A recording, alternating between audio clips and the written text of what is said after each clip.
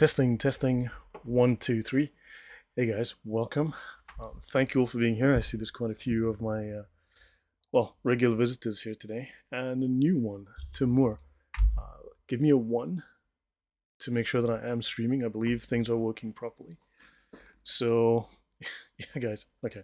Looks like I am streaming. And Marek, dobry wieczór. I'm Warrior, hello. He never returned as a horse. Always good to see you. Yeah, I could not watch these streams that Thaddeus has with some of these Muslim apologists. They thank you, Tim. Yeah, they just hurt my brain. I've engaged with Nadir Ahmed in the past, and yeah, yeah, less said the better. So anyway, thank you all for being here. I'm testing a new setup. I've just upgraded all the software to a new level. But yeah, today we are, of course, discussing the founding of humanism. Now, the reason that I got to obviously discuss this was the time that I spent with Nuria Khan, the Holy Humanist. I mean, she was a fantastic host. She was a very good interviewer. An excellent time with her. But obviously, there was one guest she had on the channel that during a show when I was commenting, he was just the blunt word is he was lying, right? And yeah, I was very upset with this, and of course, so I started to comment, and her mods eventually banned me, and so this got me kind of annoyed, and thus I started to dig into atheism. Now, she does claim to be driven by the pursuit of intellectual honesty, right? That she's driven by intellectual honesty. Well, if she's intellectually honest, she would look at the history of atheism and the history of humanism, and she might be surprised by what she finds. Now, humanists slash atheists typically state that humanism is not a religion. Well, the sad fact is that humanism, as we've been showing, was founded explicitly as a religion, as a new religion, a replacement religion. So it is a religion, it's the fourth religion. So Timur, I just left there and your brain hurts already just from the chat about the Arabic language. Oh God, yeah, not learning some stuff. Yeah, thank you guys. So it's always good to see you guys. Yeah, I had a meeting last night. Arnold, thank you for being there.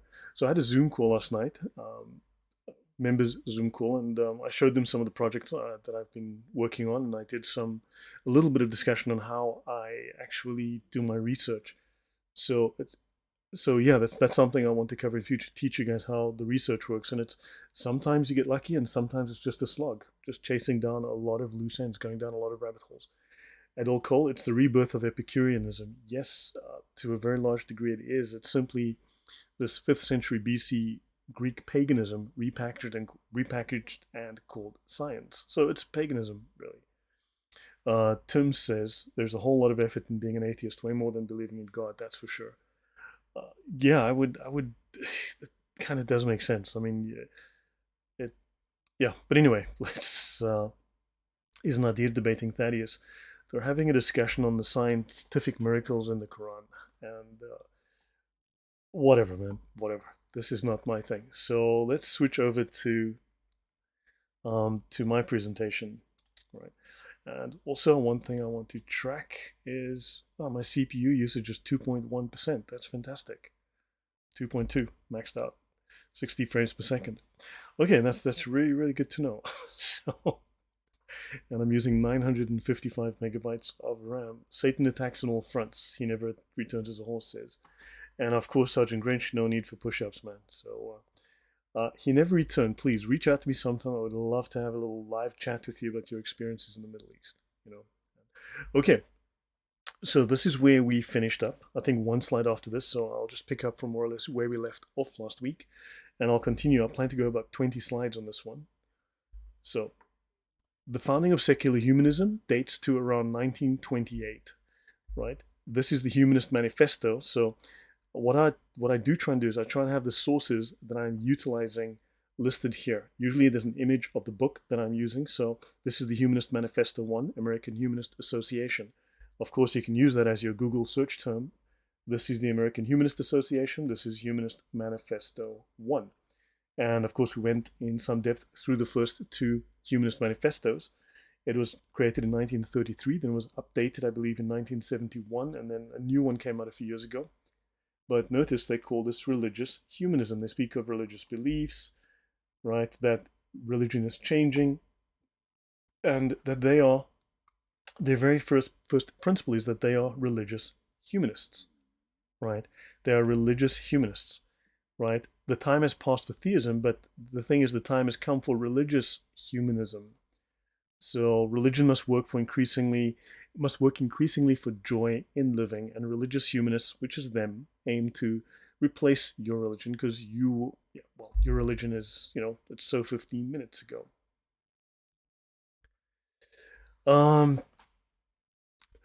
Okay, so let's continue. Right. Now, this is Paul Kurtz, and we're discussing the Humanist Manifesto 2. The humanism is a philosophical, religious, and moral point of view. This man is a major atheist, a humanist, and of course one of the founding signers of the Humanist Manifesto 2. So it is a philosophical, religious, and moral point of view. Now, of course, individual atheists will come on and state, well, Lloyd, I believe. Well, that's nice. That's your personal beliefs. This doesn't encapsulate the beliefs of the movement, right? When we look at the founders of the movement, those authoritative atheists, they all tell us this is a religious movement, right? Moore says, okay, yeah.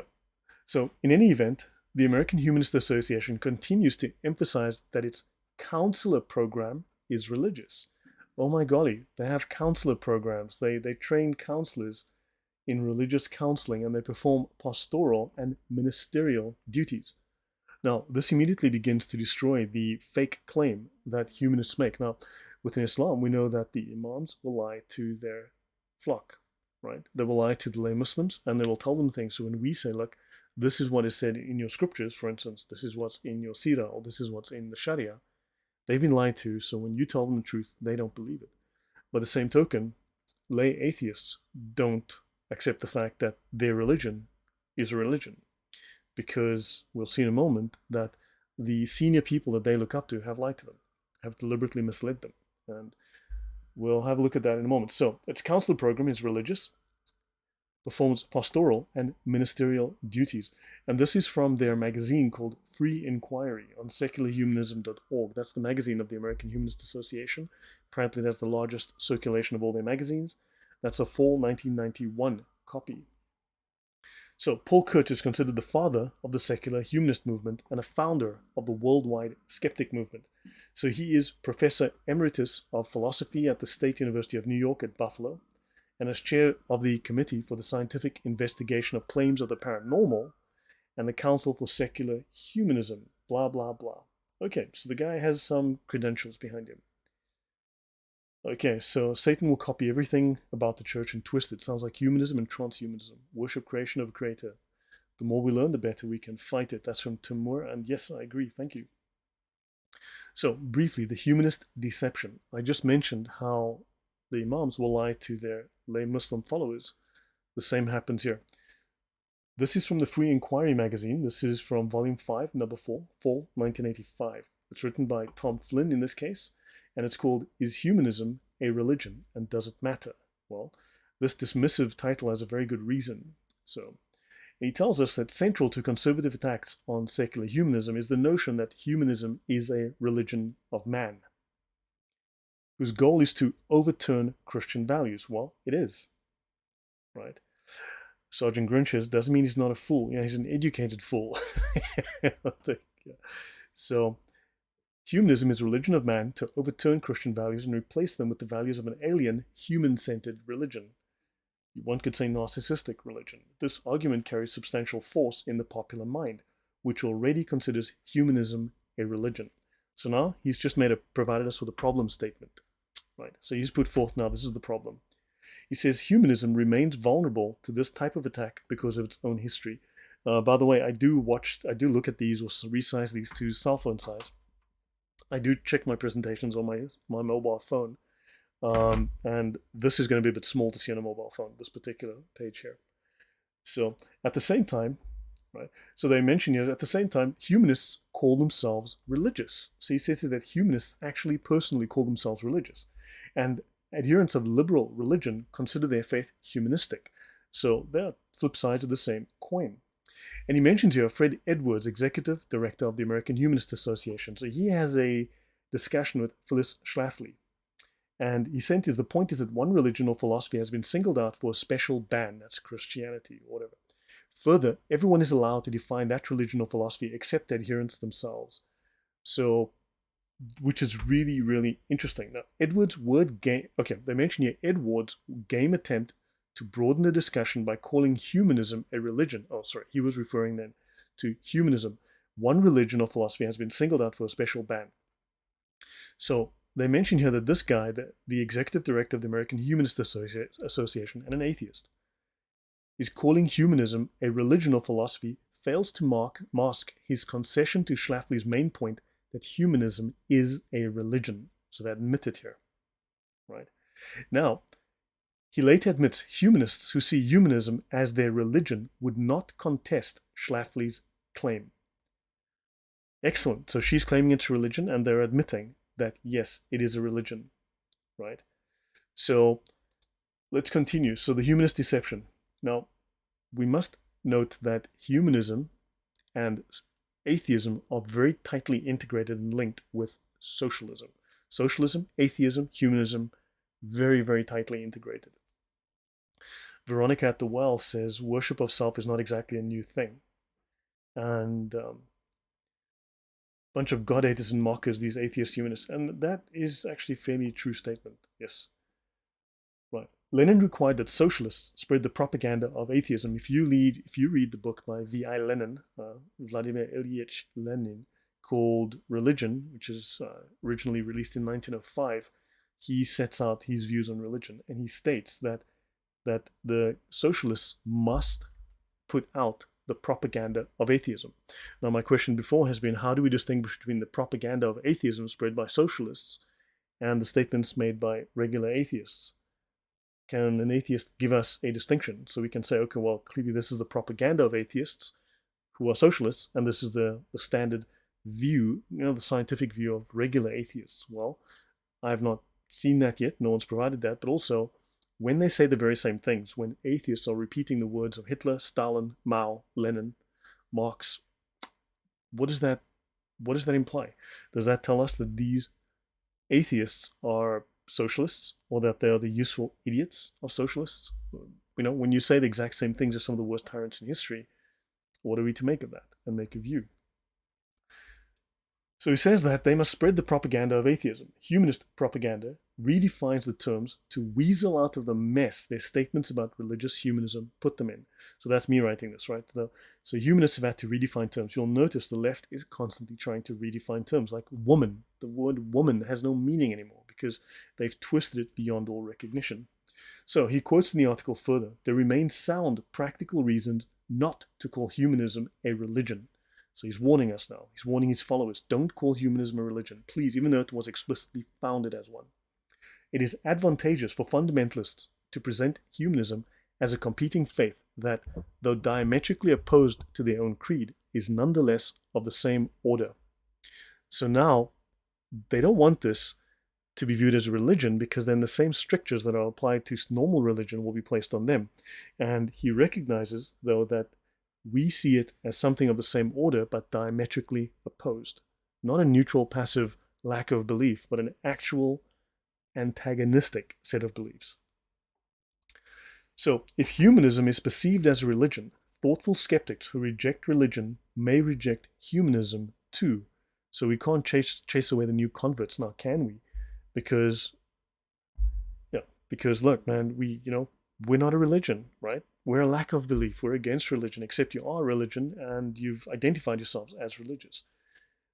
And of course, if thoughtful skeptics who reject religion reject humanism too, then this will deprive the movement of needed new viewpoints and enthusiasm.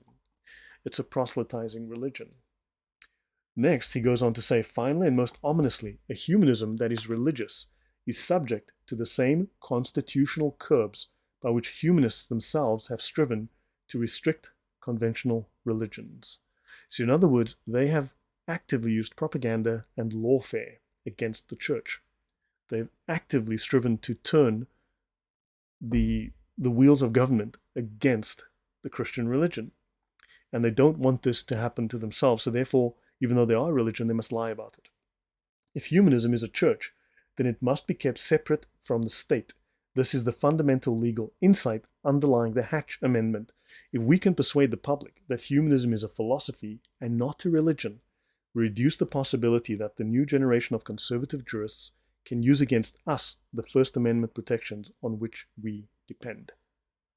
I hope this gives you a strong insight into what they've been doing since the mid-1980s. They realized that because they're a religion, they are vulnerable. They are attacking the church. They're attacking religion. They're attacking Christianity. And yet, they want to not have this done to them. So they've had to go on a propaganda campaign to indoctrinate their followers into believing that they are not a religion when they are. So they're talking literal out of both sides of their mouths, and they are willing to use propaganda and lie. He never returned as a horse. You said, wow, I'd love to hear more from that. So we are not a religion. We just follow the views of Satan. Yeah.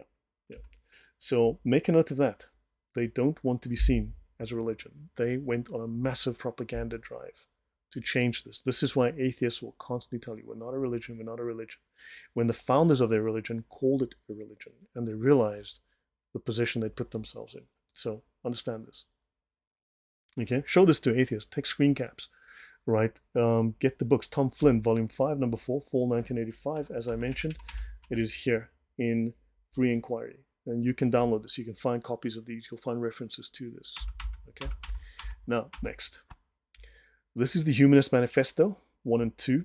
So 1973, that's when the second Humanist Manifesto was written. Welcome, Kamal.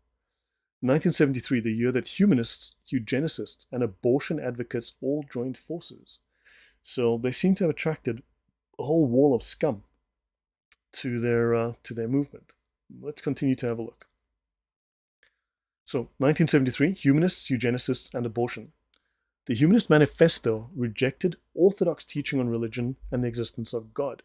It was signed by several prominent leaders in the abortion movement. Isn't that fascinating? Just a sheer coincidence. In 1933, 34 humanists, including John Dewey, who was influential in the American education system, wrote the Radical Humanist Manifesto 1 at a time when eugenic philosophy was dominating culture. Eugenics. Anyone heard about that? You never return as a horse. It appears they are winning their own education in the media, not their own religion with the one world religion. Yeah, they've gone a long way. The thing is, we didn't even realize we were at a war. So,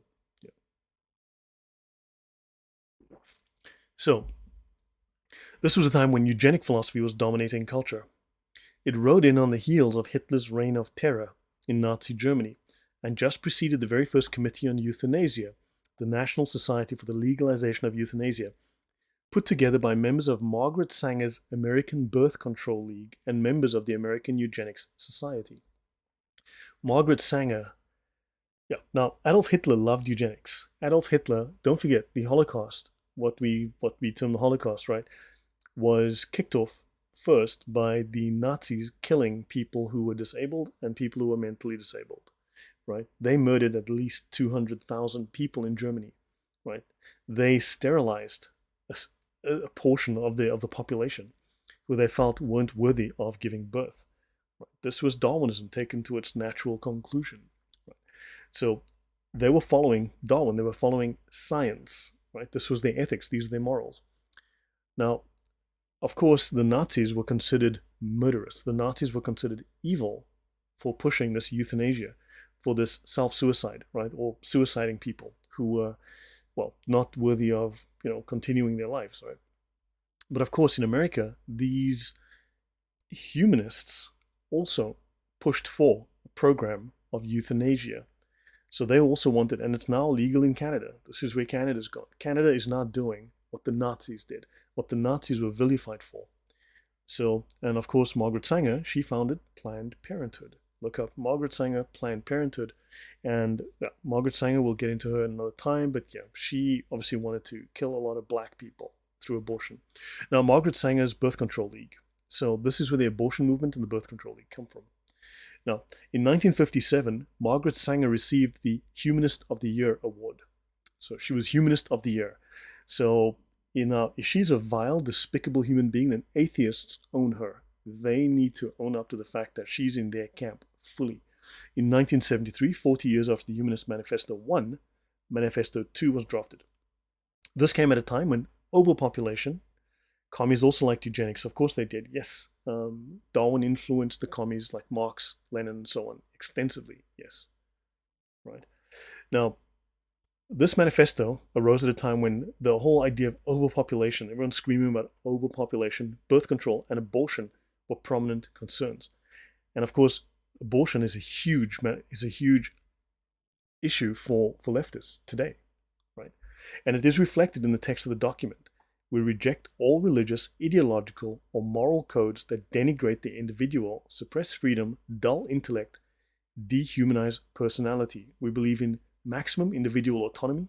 The possibilities of individual freedom of choice exist in human life and should be increased. So, okay, it all sounds really nice, but it means that if, we want to murder you, we should be free to do so, basically. The right to birth control, abortion, and divorce should be recognized. In other words, abortion, okay? So what are people complaining about today? They're complaining about, we're not having enough kids. We're not having 2.1 kids. We're not getting replacement population. We're below oh my God, we have to import all of Africa, all of the Middle East, all of South America into your neighborhood because you're not having kids. Well, they pushed to stop you from having kids. They pushed to stop you from having families. They pushed to have you perform abortions. So blame humanism for this. Blame atheists for this. This is on atheists, right?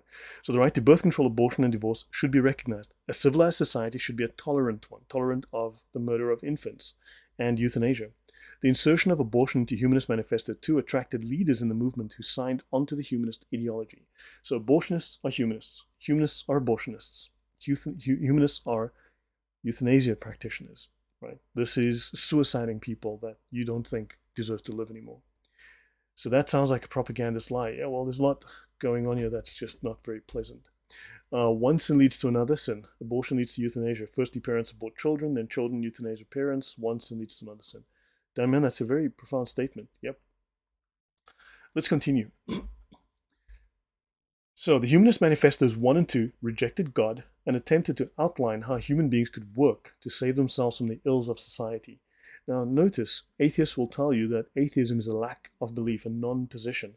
Here they're talking about how to restructure society, how to give humans salvation.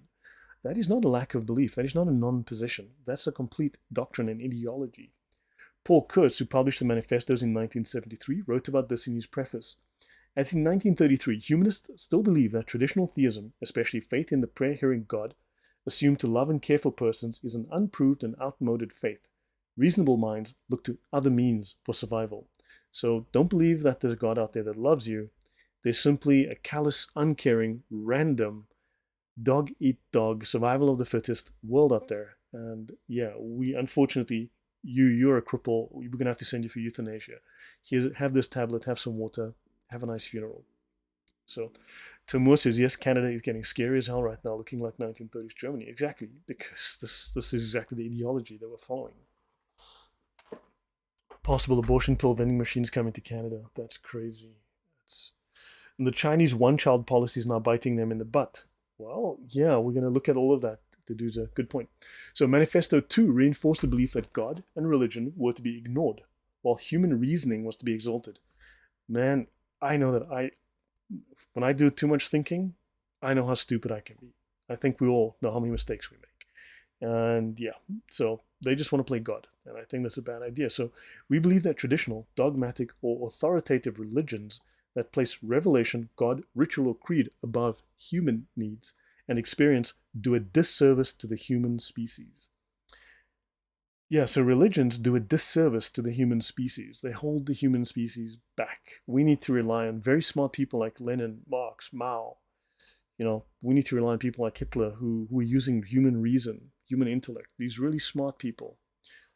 As non-theists, we begin with humans, not God. So don't have ideals, look down, not up. Sergeant Grinch says humanism is the same as Islam. It doesn't offer hope and salvation regardless of your present circumstances. Yeah, sadly, these are all just negative ideologies, atheologies. Now, the concept of rejecting Creator laid the foundation for what became a horrific Holocaust in American society. I mean, what, 70 million babies have been, 70 million babies, I think, aborted, if not more. So they believe that these humanists have been pushing there that the earth is overpopulated by humans. The future is, however, filled with dangers in learning to apply the scientific method to nature and human life.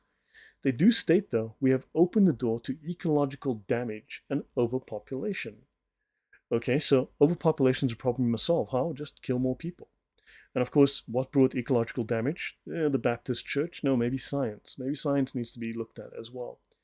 Okay, let's have a look at this guy, Paul Ehrlich, The Population Bomb. Here's a couple of his books. Well, the same book, two different covers. Paul Ehrlich, this is the revised and expanded edition. While you're reading these words, 5 people, mostly children, have died of starvation and 40 more babies have been born. That's designed to frighten you. While you are reading, this is the revised and expanded edition, okay? While you are reading these words, 4 people, most of them children, will die of starvation and 24 more babies will have been born. Okay, these are both revised and revised edition. This one is 5, this one is 4, this one is 40, this one is 24. Okay, whatever. Just thought that was amusing when I looked at it. Carmel says, amen, it all rotates around the depths of darkness. And I think that is close to, right, 70 million, most in the USA. Yeah. So the population bomb, in other words, children are evil. Now, this is a Gnostic view. Understand that in the Gnostic. So I've got a presentation I'll do on Gnosticism coming up. I've already finished it. It's called Nonsense. Actually, let me bring it up for you guys, just so.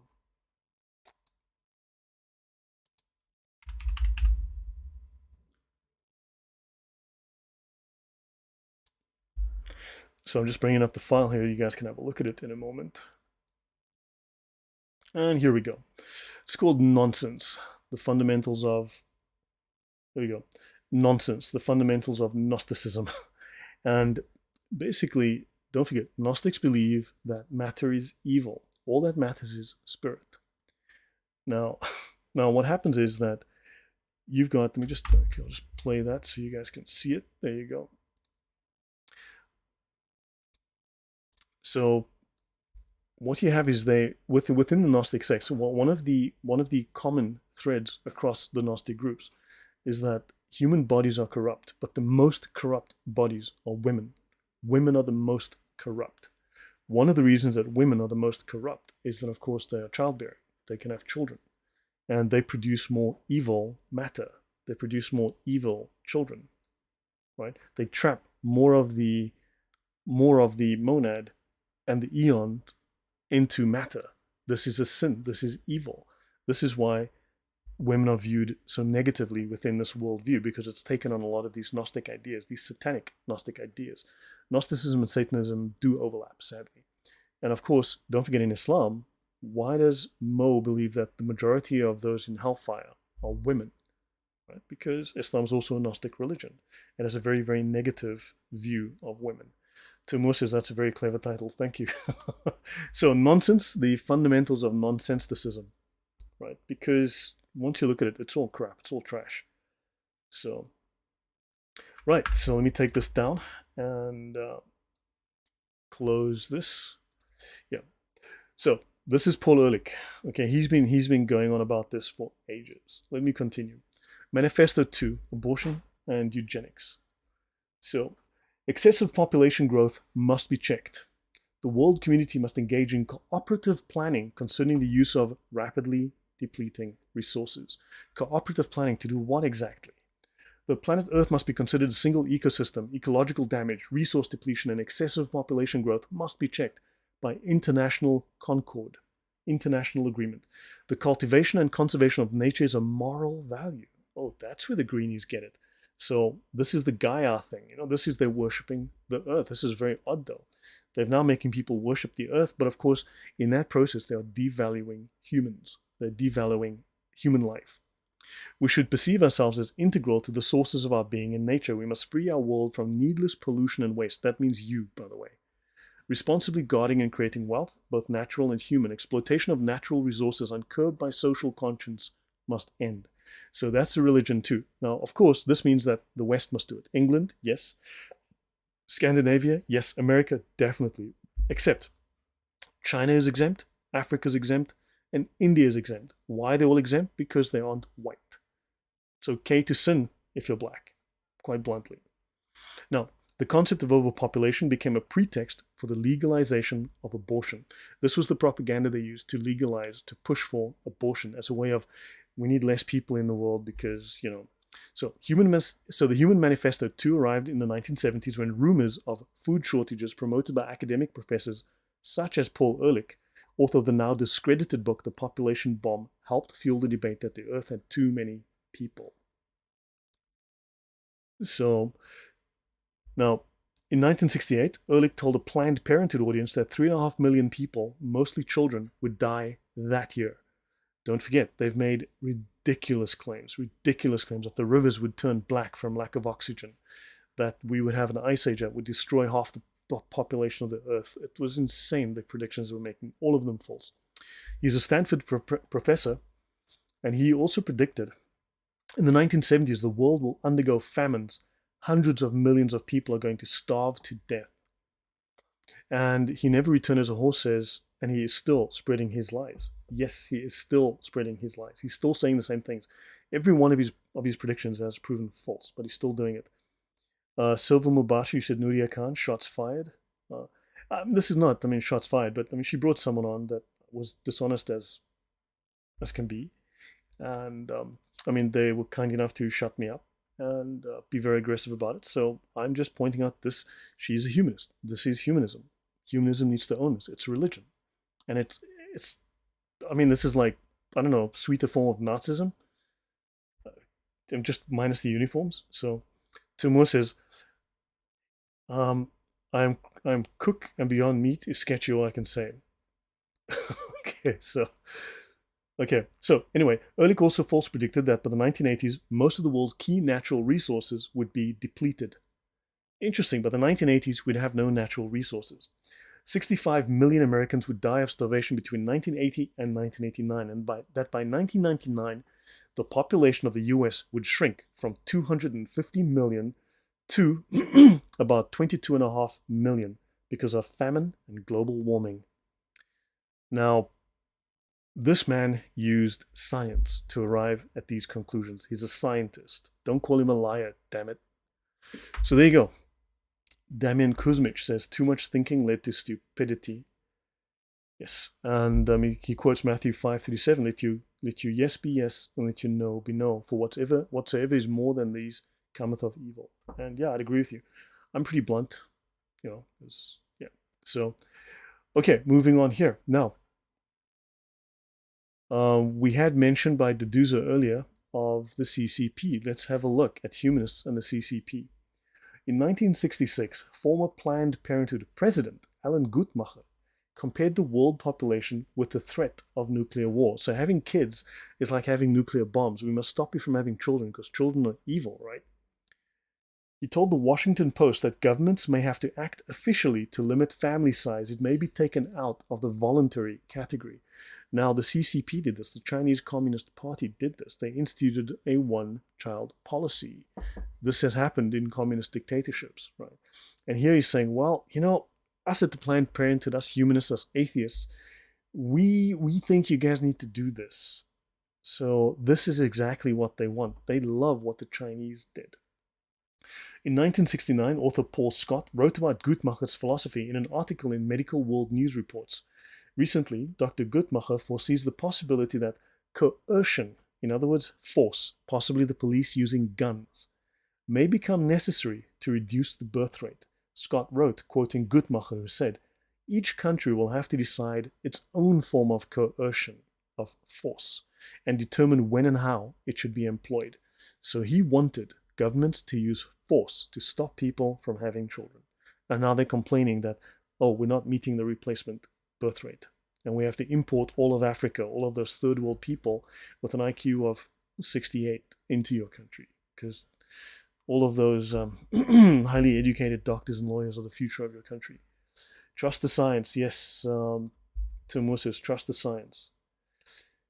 So let's see. Sergeant Grinch says, I loved the 1980s. I was living in LA prior to its corruption. Yeah, LA is nice, but it's crazy. So, founders of Planned Parenthood, diabolically backward dialectic labeling. Yeah, Allegedly had KKK ties, which was founded by the Scottish Rite Freemasons. I don't know. Look, I don't know a huge amount about the Freemasons, but I wouldn't be surprised if there's ties of that nature. So let's see, am I missing anything? They are creating those events. So yeah, except for Europe, where the EU will decide for the nations. Yeah, that's, at some point, there has to be, this is going to cause a split somewhere. Something has to give sometime. Let me continue. So let's follow the China model. They want the China model. So, however, Sarasota Herald Tribune journalist Lee McCall reported that while there's been discussion of limiting families to 2.2 children, Dr. Guttmacher feels it is inadvisable for Planned Parenthood to boldly vocalize such a plan. In other words, we're going to implement the plan, we're going to follow through, but don't, secretly, don't tell anybody, because then we'll have pushback. Guttmacher knew just how unpopular the idea of forced population control, i.e. forced sterilization, and of course killing the babies, could be, told McCall that the limitation of births would be difficult. Guttmacher added it was a bad idea for other reasons as well. He says it would probably split the organization. They would have trouble with minority groups accepting this. That means black people. So even though the plan may be desirable, we want this, and would make us a stronger nation, a less polluted nation. Oh my, children are pollution. Children are pollution. I feel it would be strategically unwise at this time. Strategically, not morally wrong. It's strategically unwise because we want to get this done, but now's not the right time. We need to do this differently. Guttmacher then went on to endorse a plan that he felt would work: abortion. So then he tells us abortion. This is how we're going to do it. We're going to make abortion popular. If we could get the abortion law liberalized, most of the 750,000 unwanted pregnancies would not lead to babies. So now we've got the CCP model. This is these humanist atheists are trying to push for what the CCP, who are a totalitarian dictatorship, they want the very same thing. This atheists need to own. Atheist, the religion of peace, as we all know. Okay, so is it true Planned Parenthood was selling those babies they killed? Yes, they were selling baby parts. Yes, they were killing them and profiting on them. So yes, there was a financial motive as well. Hi, Murray. Yeah, I tend to, when I miss something or come late, I tend to start at the beginning and listen at like a 1.5 or 1.75 speed or double speed, depending on how fast someone is talking. Okay, so humanism. Let's go back to this thesis written in 1935 by someone at Boston University. And it discusses the early history of humanism. Of course, atheistic humanism, right? The term humanism, however, can be used to describe the intellectual movement of the 5th century BC in Greece. Hi, Murray. The 5th century BC in Greece. So this is not a new idea. This is a pagan idea. This was initiated by the Sophists. The Sophists were condemned by Plato and Aristotle as liars. They were professional liars. They taught people how to lie. It's called sophistry. It was a pejorative, an insult, to call someone a sophist. So this was initiated by the Sophists and carried on by Socrates. The spirit of this movement is well expressed in that famous maxim given to posterity by Protagoras: man is the measure of all things. So man is the measure of all things. So man, what man sees and what man perceives is everything. Nothing beyond man, nothing beyond the material. So of course, this means that man is at the pinnacle of development. Man is God. So Nicholas Serper says New England is saturated with Freemasonry. In fact, I'll probably talk about it one fine day. I'll have a look at it. Now, Potter and Sellers do not believe that there is any object in the universe which is higher than man. No object in the universe is higher than man. So man is the pinnacle of creation. Man has become God here. Humanism is just that: faith in man. Man in the image of man. So we should have to look for a long time before we could find any religion in this conception. So, oh my, oh my, oh my. So this is the religion, the ultimate pinnacle of religion. Man in the image of man. So let's have a look at a guy called Adolphus Agricola. And Adolphus Agricola was, of course, a sophist. Let me just see how many slides I'm going to go. Okay. So this is Adolphus Agricola, this guy with the hook nose and the sharp features. So let's have a look. August 28th, 1443, right? He was born August 20th, 1443, or February 17th, 1444. He died, according to scholars, October 27th, 1485. So we're going back quite a bit here, more than a week, definitely. He was best known as the author of the Inventione Dialectica, the father of Northern European humanism, and a zealous anti-scholastic, late 15th century. So he comes up with the word dialectic. Hegel is the guy that was famous for the dialectic. And of course, Hegel is someone who heavily influenced Marx. So Marx is influenced by Hegel, and Hegel must have got some of these ideas from this guy. So now you've got this modern development of humanism, right?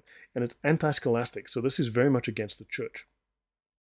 Humanism, Arnold Nathaniel, man worshipping man. What a weak God. Yeah, the creation rather than the creator. Yeah. So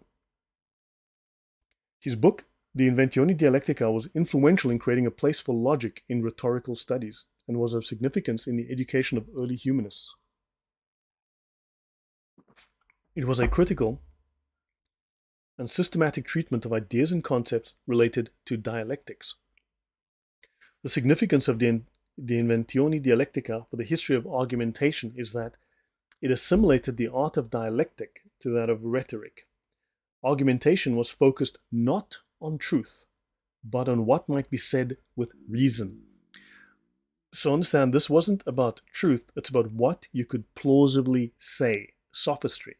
What could sound good? What could you present that sounded right, that seemed logical, superficially logical? But it's not to find the truth. So this is not, of course, the idea of using logic, of non-contradictory logic. This is not logos.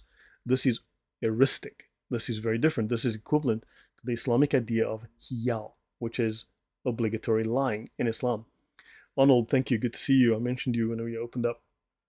So accordingly, Agricola focused on the topics rather than the analytics of ancient Greek philosopher Aristotle and on Cicero, but also on the writings of historians, poets, and orators. For Agricola, dialectic was an open field, the art of finding whatever can be said with any degree of probability on any subject. So if you can make it sound plausible, say it. Say anything.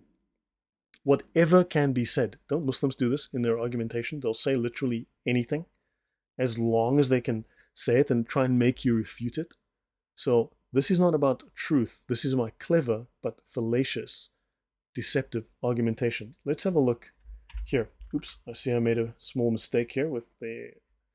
Let me just take this across and bring this up. This is something in Islam. So within Islam, you've got the following.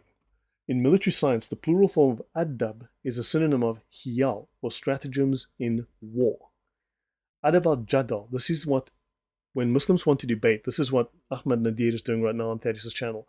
He's using a form of argumentation, of sophistry, called Adab al-Jadal. In theology and law, a method of debating in which were discussed questions that were controversial. It was not a matter of finding the truth, but of convincing the opponent. Notice, these are Muslims talking about professionally lying. Now you've got Rodolphus Agricola discovering of how to do exactly the same thing. Understand that Islam and here humanism are both doing exactly the same thing, learning how to lie convincingly. Nicholas Sirpus, it is a coincidence that Greece is habitually associated with pre-Christian, pagan era, even subconsciously, particularly by mass media, i.e. the recent employment of nefarious instead of diabolical. Not sure of the reference there, but so Rodolphus Agricola, did he know who to cultivate his own vegetables and fruits? Not sure. I'm fairly certain the modern liberal media is cut from the same sloth. Yeah, most definitely. So the Enlightened Age, yeah, the Age of Enlightenment was not an age, it was an age of return to paganism. So Sergeant Grinch says his book was just in time to assist the Protestant uprising. Yeah, so understand, this is not about finding truth. Again, in both cases, not about finding the truth. It's about how can we lie. It's propaganda. Continuing. Defining humanism. So first the term humanism must be defined. First from the dictionary. Then humanists themselves will have a term to define them. Right? So Merriam-Webster's collegiate dictionary terms humanism as a doctrine, an attitude, a way of life. Hold on. Islam is a way of life, a complete way of life. Humanism is a complete way of life. Right? So it's a doctrinal way of life centered on human interests or values, a philosophy that usually rejects supernaturalism and stresses an individual's dignity, worth, and capacity for self-realization through reason. Now, is man a reasoning animal, or is man a rationalizing animal? Right. So this is, in other words, you can rationalize anything. Is this reason or rationalization? The same dictionary defines doctrine as a principle or position or the body of principles in a branch of knowledge or system of belief, a dogma, stuff you have to believe, you cannot argue against. To understand fully what this is pointing to, look at the definition of dogma, a doctrine or body of doctrines concerning faith or morals formally stated and authoritatively proclaimed by a church. So humanism claims to be a doctrine. It claims to be a way of life. It basically, again, this underpins the idea that it is a religion. It's a complete replacement of Christianity. Nicholas Sirpa says, I'm a mass media conditioning buff and have observed the popularization, normalization of the use of certain terms to direct the mindset, thus culture of the masses worldwide. Arnold Nathaniel, I just Googled it to confirm. Okay, agricola is Latin, farmer, yeah, probably. So, now this is an accredited collegiate dictionary, and this is an acceptable place to look for information, so humanism can, with this definition, be tied to religion. So people who claim to be humanist also, of course, would be a good place to look for formal definitions of the terms. Okay, so for instance, Rebecca Bushnell writes of early humanist pedagogy. This is a humanism based on belief that people are largely responsible for what happens on this earth. Committed to tolerance, attention to the differences among people. Well, we see that today. Tolerance, and of course, the differences, as opposed to content of character, color of skin, right? Oh, and all of these differences, different genders, divide and rule, divide and conquer. Okay, and also notice here, shaped by a cheerful acceptance of ambivalence and contradiction. Ambivalence and contradiction. The two foundational laws of logic, right? There are three that Aristotle wrote about, but the first is the law of identity. A man is a man, a woman is a woman. P is P. P is not A. A is not T. T is not Q, right? Something cannot be T and Q at the same time. It has its own identity. And then, of course, these must be non-contradictory, right? So T is not Q. Whereas here we've got a man can be a woman. A man can be a woman and a man at the same time. A woman can have a baby. Well, except you can't define a woman, but a man can have babies. This is exactly what we have, ambivalence and contradiction. Is that a man or a woman? Is that yeah. You know what's happening out in the world today. So understand here, this goes literally against, that's why it's called identity politics, because the first law of logic is the law of identity. They are literally destroying the concept of logic and the concept of non-contradiction in logic. So the worship of man, right? So now you've got Curtis Reese. There's a large element of faith in all religion. Christianity has faith in the love of God, and humanism in man. Faith in man is the measure of values. So hypotheses, postulates, and assumptions in their proper realm are comparable to faith in the realm of religion. So now science has become their religion. In this way, I speak for the faith of humanism. Another humanist deals with the humanistic beliefs in right and wrong. In humanism, right and wrong are defined in terms of consequence to human life. Well, my career is going to suffer if I have a baby, so let's kill the baby because that's a consequence to my life. What about the consequence to the dead baby? Doesn't matter so much. Right? So understand this is very subjective, but right and wrong, so in Islam, right and wrong are determined by the Sharia. Right? Whereas here, right and wrong are determined by something else. There's no moral lawgiver. There is no eternal divine law. There's no God-given law. So they can make it up as they go along. Tom Moore says, so John Locke started a lot of this as well. Yes, yeah, a lot of this trash. I mean, you go to any of the Enlightenment thinkers, this trash can be traced back to them. Islam Mentira Verdad, he was an evil farmer, he was growing evil seeds. Yeah. Nicholas Herpes says, my research for years now has been specifically on how the American movie industry has portrayed a range of Christian symbols and terms. Interesting. Yeah, we know how this is going. Gerald A. Locke, who signed the Humanist Manifesto, our religion, he says, our religion is based upon the best that we know about our cosmos, our world, and ourselves. Interesting. We see ourselves as the highest life form the evolutionary process has developed, not made by God, of course. Edwin Wilson, 1979 Humanist of the Year, who co-founded and edited the New Humanist, believes humanism to be a religion. Humanism in a naturalistic frame is validly a religion. So major humanists, signers of the Second Humanist Manifesto, also called their religion a religion. Why do village atheists constantly tell us it's not a religion? So because these people are evidence rejectors. They're not interested in evidence. They might speak for themselves, but beyond that, no, it's not valid. So Arnold says, without logic and accurate observation, we can't really have accurate knowledge. No, exactly. This is, remember, I mentioned to you last night, Arnold, it's the destruction of reason. It's irrationality. So this is what they're aiming at. Carmel says, I wonder if those in government even know they're following this way of life. Maybe they endorse it. Maybe they're part of this way of life. But yeah, I mean, people don't realize it's not a lack of religion. It's a religion of its own. And the trauma of the world would have mother suffers, and likewise the father. Yeah. Wordplay. Man, not man. Woman, not woman. Yeah, wordplay. So Timur says, yes, unfortunately, my grandfather wrote his dissertation on John Locke, so grew up around these ideals that never set right. Yeah. Now, go through any of the Enlightenment thinkers, you're going to find garbage humans. Seriously. So they've got a religion for us. Yeah, this one's a bit text heavy, unfortunately. Sorry about that. But yeah. So Humanist Manifesto 1 describes humanism as religion. And they said the time has come for recognition of the radical changes in religious beliefs. So now we have new religious beliefs, right? We have to get rid of the old religious beliefs to take on board new religious beliefs. And they speak here of religious humanism. And from humanism as a philosophical and religious and moral point of view, it offers a believer a formula for salvation. So humanism offers believers a formula for salvation. So it's not like they are getting rid of religion, they're just getting rid of the divine. They are co-opting religion. So this is all they're doing. So Islam, Mentira o Verdad, says they act as Muslims do. They can't use their brains, and it's not because they have not that ability. It is because they don't want to. Yeah.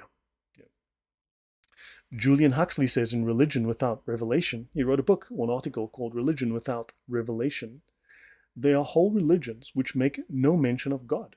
The most notable example, as already mentioned, is that of Buddhism. Furthering this thought, he writes, religion, then, will mean a ruling commitment practiced by a community of individuals to what they believe creates, sustains, saves, and transforms human existence towards the greatest good. Yeah, John Locke, flavors of that there, definitely, and others. So now you've got greatest good. I've covered this extensively in previous videos. We spoke about the greatest good. Karl Marx, the greatest good. What will cause the greatest good? Individualism doesn't matter. This is communist. So this to them is religion. Whatever creates, sustains, and saves and transforms human existence. Timur, thank you very much for that donation. It says, being around all that stuff gave me access to a lot of books because he was also big on theology. I love these topics. Thanks for the stuff. You're welcome. Great. No, thank you. Thanks for the contributions in the chat. There was a Christian humanist arm as well. Yeah, look, liberal theology, and look, it's a mess. Seriously, it's like once people get these ideas, they just make it up as they go. So he never returned as a horse says, salvation from secularism makes me sad. Yeah, I know. Who's going to save you? Who is going to save you? Sick man Freud, the psychologist? So humanists admit to being a religious organization. For instance, there are many examples of how the American legal system treats humanism as a religion. There's a Supreme Court case, okay, for instance, this one, Torcaso versus Watkins. A notary public from Maryland was reinstated after being fired for refusing to proclaim a belief in God. The Supreme Court, the US Supreme Court, recognized religions that do not believe in God as real religions. When it wrote, among religions in this country which do not teach what would generally be considered a belief in God are Buddhism, Taoism, ethical culture, which is another form of humanism, secular humanism, and others, including atheism. Atheism was in that statement eventually as well. The courts ruled on atheism.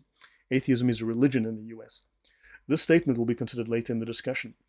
So the court recognizes religions that do not believe in God because they went before the US Supreme Court and argued that before there was the what they called either the fundamental or I can't remember the exact term, the foundational belief in religion, which meant you had a God that you served. Whereas they took what they called the functional view of religion. So their view is functional. What does religion do? And they've mentioned it up here, right? In the previous slide, I spoke about the things that religion does for them. So what does a religion do? And well, it keeps society together. It gives us a plan. It gives us cohesion. And on that basis, they argue that they are religion based on the function of religion in terms of its functionality, as opposed to its use of deity. So all formal humanist membership organizations in America all claim 501c3 religious tax-exempt status, or they deem themselves specifically as religious. All of them do that, right? So Dr. Paul Kurtz states even the American Humanist Association, which I don't know when this number was written, 3,500 members, has a religious tax exemption. An editor of the Humanist magazine, Paul Blanchard, says, there's been another victory for those who would interpret the word religion very broadly. Yes, very broadly. The appellate court reversed by a unanimous decision. Now the Fellowship of Reconciliation is established as a religious organization with full right to tax exemption. Tax exempt status is a very serious business for them. But they also want to be religions. Now, on the one hand, they filed and made themselves legally religions. They are religion, just as the Catholics or the Baptists, or you name it. However, on the other hand, they're putting out propaganda that says we're not a religion. We don't want to be seen as religion. We don't want them to use that against us in a court of law. So on the one hand, they are lying through their teeth. On the other hand, they're trying to suck everything that they can out of this idea of being a religion, and so on. Yeah, it's complete hypocrisy. These are hypocrites. So now there's a guy called Rudolf Dreikurs. So he wrote a thing called The Religion of Democracy, Part 2. And he argues that humanism should be thought of as religious because of the form and content. The new religion will probably be humanistic. Many of these people I've mentioned before, they've mentioned that humanism is religion, right? It'll be concerned with man and not with God. This new religion will have new principles, new rituals, and new symbols. Interesting. New rituals, new symbols. It says those involved in the humanist religion also have their own ministers, and minister is defined in the Merriam-Webster dictionary as one officiating or assisting the officiant in church worship. We've seen they have ministers. Now, if they're not a religion, why they have ministers? Harvard University has its own humanist chaplain. In fact, all the major universities have their own humanist chaplains. Thomas Ferrick, who is also one of the 34 full and part-time chaplains that make up the United Ministry at Harvard and Radcliffe.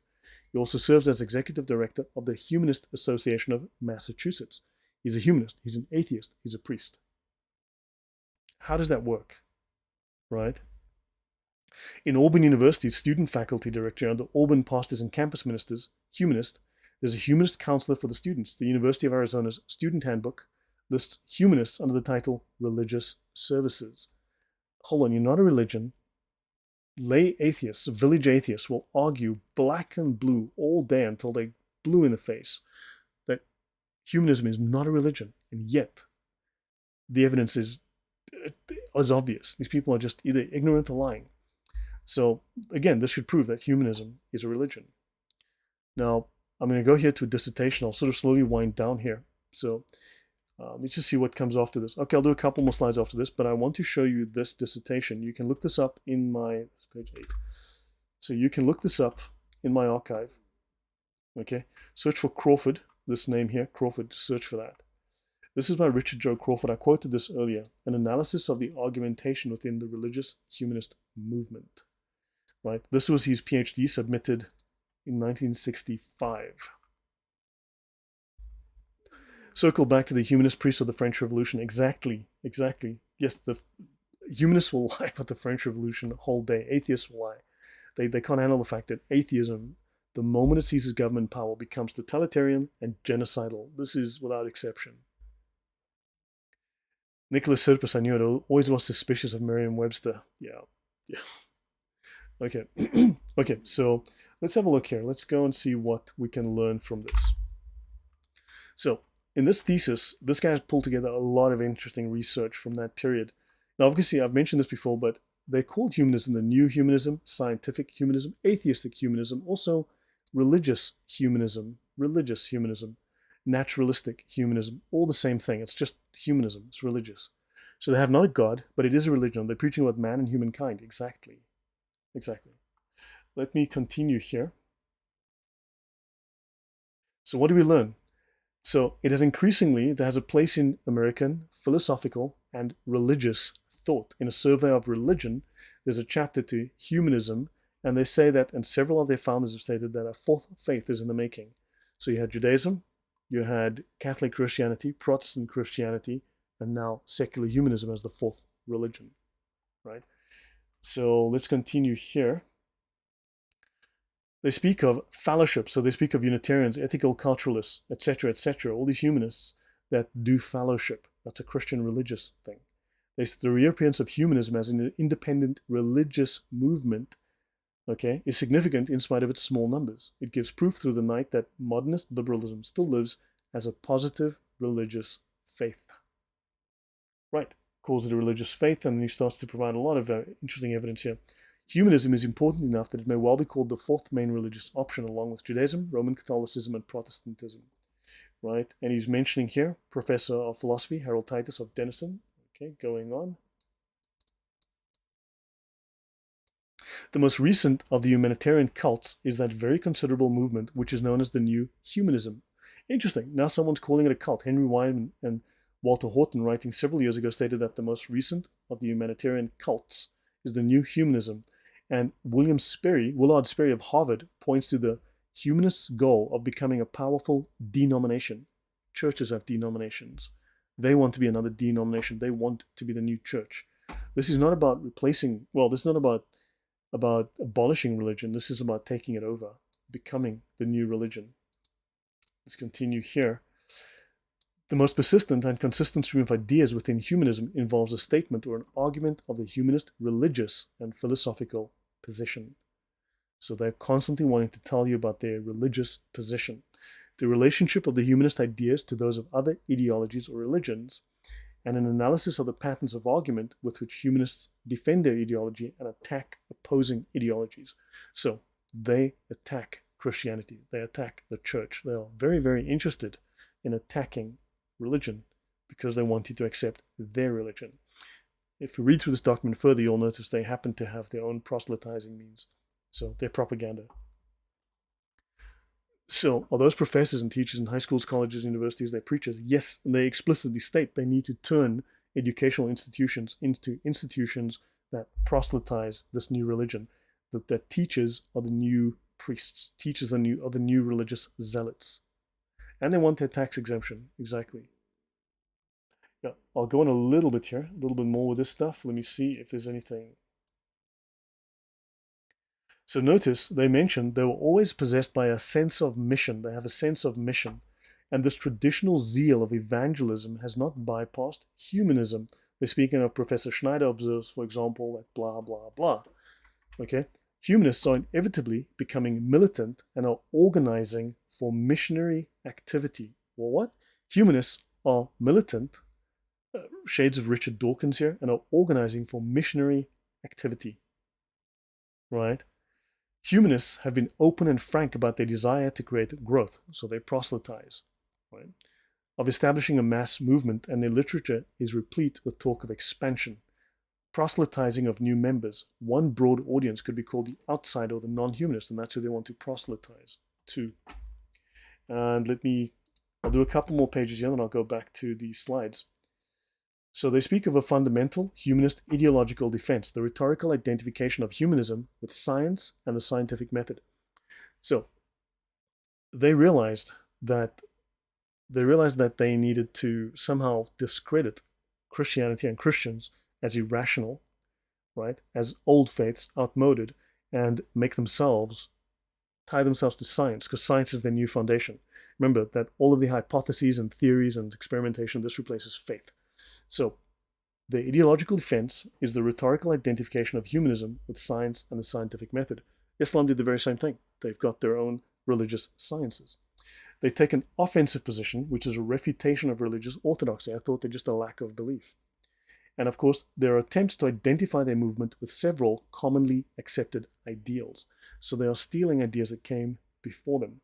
And the major rhetorical product of the more than 30 years of humanist argumentation. So there are patterns here within that. There's common propaganda that they use to undermine existing religions. So this is what they've been doing for decades. So I'll cover more of this later. Okay, let me see if there's anything of value here. Okay, so I'm going to skip this. I'm going to go back to my slides. So if you have time, download this. It's worth having a look through. It's actually quite an interesting read. So I'll do a couple more slides. Let me see where we are so that I can decide how far to go. Okay, I'll do this. I'll finish on this slide. Charles Francis Potter. Now, someone asked about education. So this is something that you need to bear in mind. This book is called Humanism, a New Religion. That's down here. Humanism, a New Religion. This is Charles Francis Potter. He tells us that education is the most powerful ally of humanism, and every American public school is a school of humanism. What can theistic Sunday schools, meeting for 1 hour once a week and teaching only a fraction of the children, do to stem the tide of a 5-day program of humanistic teaching?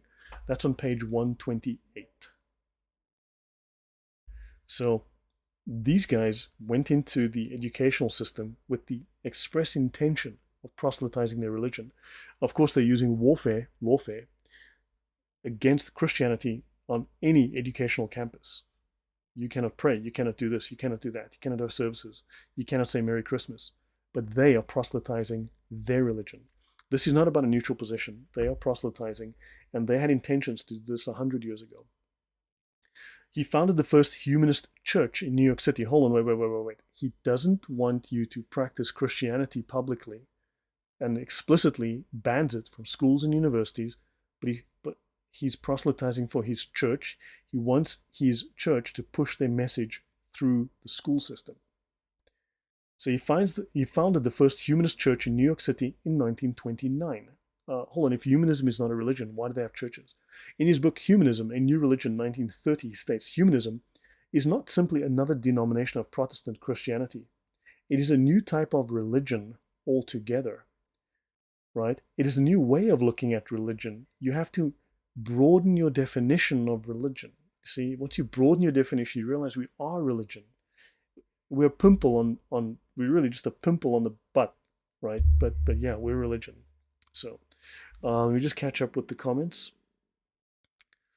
So yeah, okay. So notice that they've redefined religion, just like woman has been redefined. They've redefined religion. They've called themselves religion, and they are doing this because it's their faith.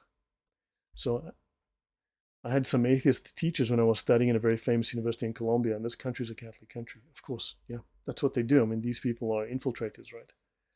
So is humanism a religion? He tells us here it is both a religion and a philosophy of culture. So we've gone through a number of sources from major humanists, major atheists, who are telling us that their faith is religious.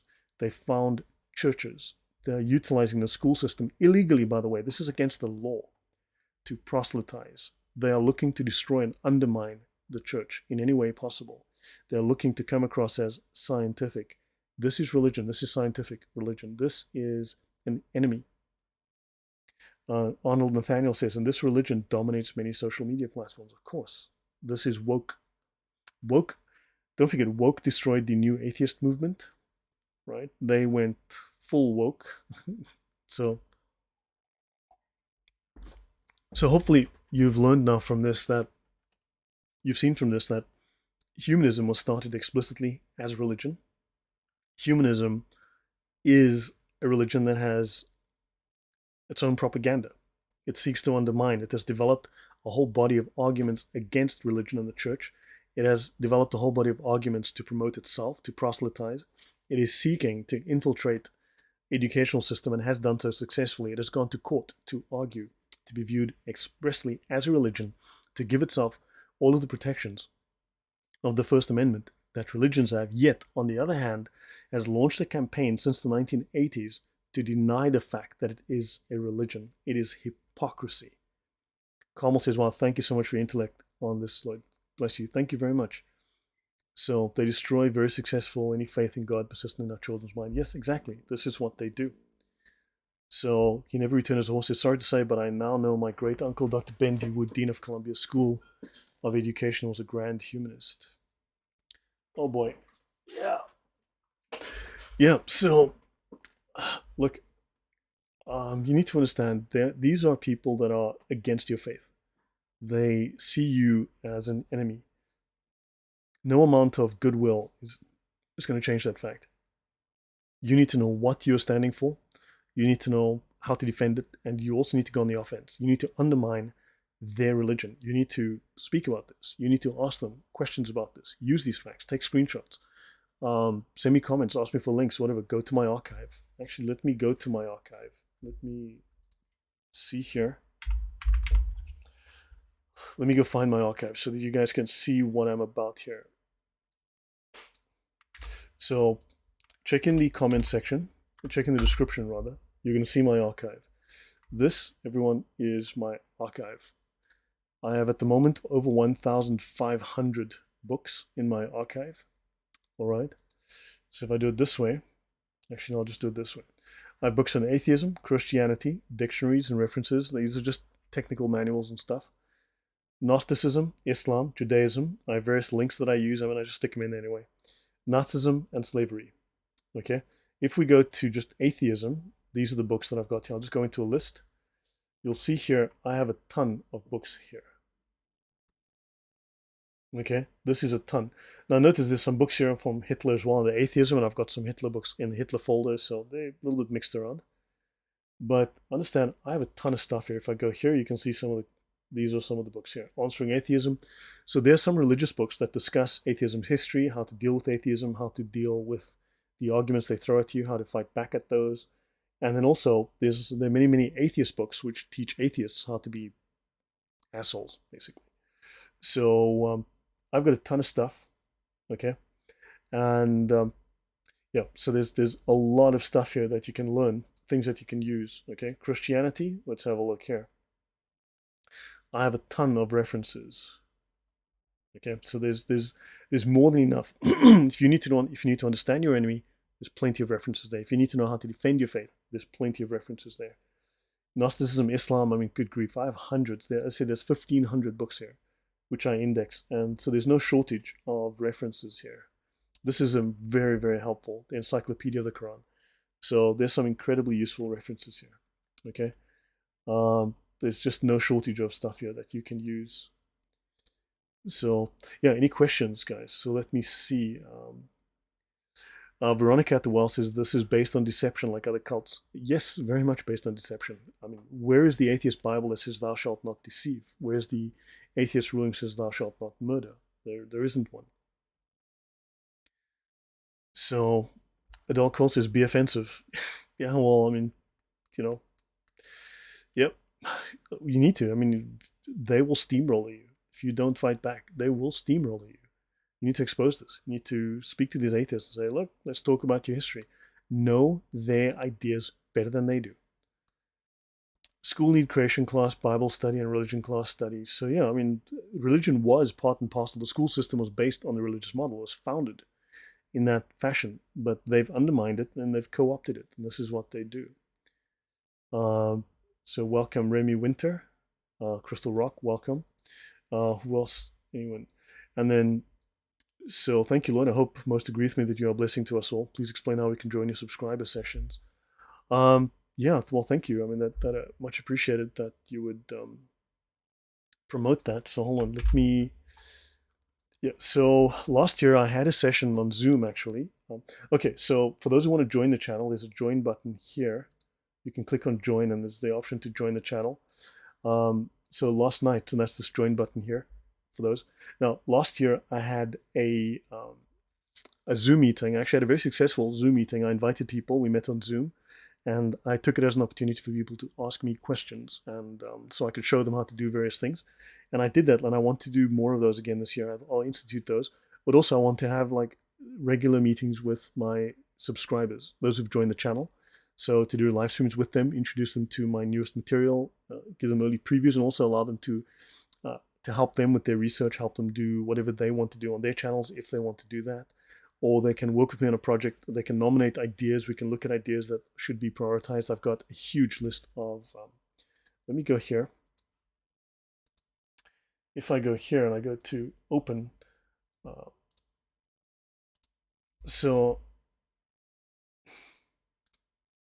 okay, so this is a list of over 90 presentations. These are all ideas that are in process. Some of these are done, of course, but I have here, for instance, Hitler versus Christianity. Okay, This one's on Mormonism. I've been meaning to do this on Mormonism just to discuss it out of interest. The Injil, that's done. Okay. I've got a few here on nonsense, Gnosticism. All right. Then I've got, yeah, this is done. I've covered this before. So Islamic Dawah. So these are all projects that various projects that I'm busy with. If I go up to the top here again, atheism, materialism. So Karl Marx meets Charles Darwin, Karl Marx and Satan. These are projects so basically as members, I want to sit and meet with the guys and say, look, what should I prioritize? What should I do next? Because I've got a couple of dozen projects I could focus on, right? So where do I go next? What's necessary? So I'd like to work with people. So for those who want, you know, I'll be doing some open ones. I'll definitely do some open ones. I'll do some AMAs and I'll do some Zoom calls. And then hopefully with my members, I'll be able to get a bit closer and work with people. So let me see.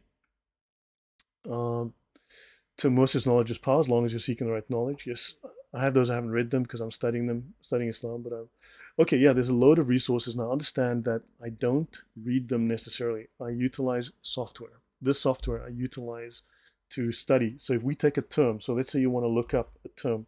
Okay, so okay, let's look up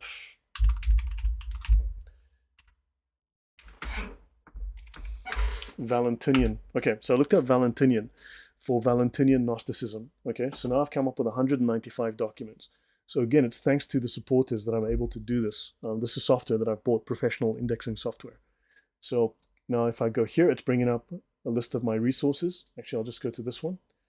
So now this is found mention of Valentinian, right, in software. So now I can look through this document to see how many references there are. Okay, here we go. That the author, who may have been a former Valentinian, includes Gnostic teachers amongst these mainly ecclesiastical opponents. Okay, excellent. So now when I want to do research, like this is on Valentinian heresy and Gnosticism, right, I can then start looking through things, and I can, as I find keywords, I start looking things up, like Ogdoad. Okay, that's a Gnostic term, so we can start looking up context. I can go here. 51 documents have a reference to that. Let's have a look and see what it comes up. Okay, so we find it here. Excellent. Okay, so Ogdoad, Basilides believes that justice, blah, blah, blah. So now I use this kind of information. I use the software. So you're going to need this. You can't just read it. You can't just read every book. I cross-reference. And this is a much older book. Yeah. So stuff like that. I utilize this all the time. Okay, so I'll do one more just to show you what this is going to find. Okay, the Yale Anchor Bible Dictionary. And right, so this is how I can find out more about the Ogdoad. What is the software called? Copernic Desktop Search. So, okay, so hold on. If you guys are interested, drop me a comment. What I'll do is I will find you how to get, I'll show you how you can get a discount on this. Quite a fat discount, 30, 40, 50% sometimes. I can get you discounts on the software. It's called Copernic Desktop Search. This is it, Copernic. And what I'll do is if someone shows some real promise, I mean, what I can do is I'll sponsor someone to actually, I'll buy this for them. I'll buy them the license, or you sponsor them to buy the license, because this is worth having. I just renewed my license a week ago for this. So again, thank you to my supporters for that. This is how I'm able to use this. So then you can go to Products, Desktop Search. And if I go to Buy Now, so now you can see, okay, so their special is done. Yeah, their special is over, but I probably got this for $14 the first time because there was a big special on, and I can try and find you how to do this. So this is $20, but I can probably get about $6 off this, or at least a few dollars off. Okay, this is all you need. This is fine. What you need here, but you'll need this will have to index the files. Those 1,500 files I have. It has to index those. On my machine, it takes 10 hours. Okay, and then every now and again I have to just do a refresh on the database. But yeah. So this will, very, very useful for finding stuff. And so Crystal Rocks has asked atheists on the live stream, where does LGBTQ plus fit in the stupid God evolution model? I got blocked. Oh my God. That is a fair question because it's Gnostic. It's Gnostic. It's nonsense. It's got trash to do. Oh, good grief. Excellent point. Thank you. Yeah. Where does that fit in the evolution model? Yeah, you embarrassed them. Nicholas Serper says, forgive me for asking, but can I use your materials and captured video clip sound bites? Of course, yeah. Knock yourself out. Go wild. Let me see anything that I missed. Okay, I had paper yesterday. Question their gender. Okay, so yeah, no. Look, please go ahead. So, guys, are there any final questions? Because then I'll call it a night here. But thank you very much for being with me for this discussion. I hope it's been enlightening and helpful. Let me take this away. So yeah, understand these people are serious. You need to be equally serious. You need to meet your opponents with equal or greater intention. You need to meet them with equal or greater emotional intensity, or they will overwhelm you. And yeah, these people have marked you as their enemy. They have marked you as someone that they want to get rid of. And yeah, you have to accept that they made the rules. You just play the game, and you need to expose this. Just use the truth, and yeah, talk to them and ask them difficult questions. This kind of information should prove to them that they are themselves just religious. They're cultists as well. So nonsense is how I'll spell it from now on. Still, and excellent, Tim. Yeah, you're welcome. Um, and then yeah, so yeah. So anyway, so that was that. So remember, I've got a whole bunch of these things going on, right? And I have a whole bunch of these things going on, and this is going to be my discussion on nonsense. Oh, by the way, let me just show you something that you may find interesting. For instance, you can see the slide here on nonsense, right? Let me just bring this up. You must understand the demiurge, which is the god of the Bible, is the evil god of the Bible, right? He is the dark god. He is effectively Satan. So the physical world is corrupt and evil because the demiurge is incapable of creating anything other than evil, right? Now, notice what they say here, that the weakest sparks become trapped in the most corrupt bodies, which is those of women. Now look at the symbolism. This one says Luciferian Gnosticism. You'll be familiar with the symbol. Those of you who've monitored this, you'll be familiar with the symbol, right? This is cribbed from the whole representation of God, of Jesus, in fact, here, this idea there.